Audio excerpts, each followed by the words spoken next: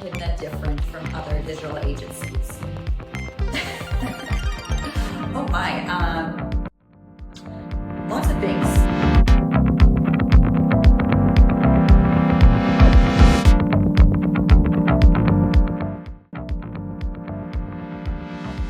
Probably the main one is we treat strategy, technology, and UX as separate tracks. It's an ecosystem, if you will, and not a relay race.